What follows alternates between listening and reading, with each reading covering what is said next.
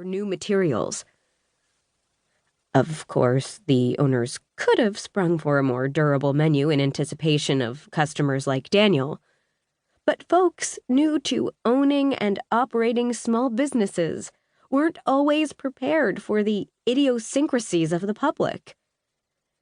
Carrie resisted the urge to take the menu from him with a gentle reprimand about respecting others' property, like she would have done with her son, and instead listened to Daniel as he gamely pushed forward with their date.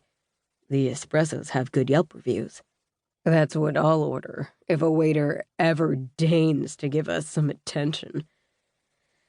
The beach is kind of famous for its poor service. Carrie forced a laugh. What's the point of dating if you don't have a good time? She would have a good time. They would have a good time. She folded her hands on top of her menu and smiled across the table at Daniel's serious face. The upside is there's never a rush. We'll have plenty of time to get to know each other a bit. Daniel checked his watch. A combo timekeeper and activity tracker type contraption, clearly not charmed by her smile, or her "there's always a silver lining" worldview.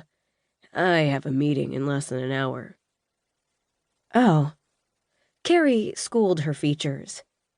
It was 4 in the afternoon. Even if they only spent 20 minutes together, factoring in travel time, he should have counted on at least an hour, if not longer, for their date. What kind of banker had after-hours meetings? The kind who lined up multiple dates on the same night, was her bet. Daniel half stood again, scanning the crowded room until he locked onto a server standing by the cashier. Daniel snapped his fingers and pointed at their table before sliding back into his seat with a disgruntled sigh. Carrie didn't like Daniel's attitude about their server, wherever he or she might be. Carrie'd worked her way through college waiting tables at a diner near her campus. Serving was hard work she'd gladly left behind when she graduated, and she found herself bristling at his whole attitude.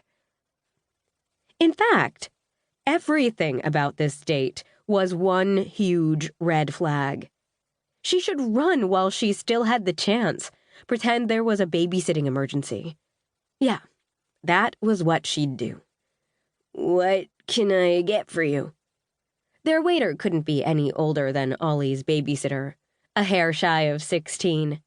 He was gangly, the kind of tall a man grows into, but he'd need a few more years to look comfortable in his body. A giant Adam's apple bobbed as he recited some drink specials for the day. Daniel ordered his espresso, but Carrie was swayed by the list of specials. May I hear them again? She smiled at the waiter, and his cheeks flamed. Daniel sighed, like this whole thing tried his patience, which made Carrie want to ask more questions. But that would merely prolong the date, so she selected a salted caramel latte with extra whipped cream and let the waiter escape. What do you do again? Daniel waved a hand, like the answer was a wisp of smoke he couldn't quite grasp. I own an interior design firm. She slipped him her brightly colored business card out of habit. Single mom, single proprietor businesses required a lot of hustle. Right. Daniel fluffed a paper napkin on his lap, leaving the card untouched on the table between them. Decorating. Design. Carrie knew she shouldn't be annoyed. She took a calming breath and fingered the single pearl on the white gold chain around her neck. I create the feel of a space using color, shape, pattern. Like I said, decorating. I'm sure you're good at it. Daniel's gaze tracked over her face and down into her cleavage. She was always overdressed, but that was her thing. In her line of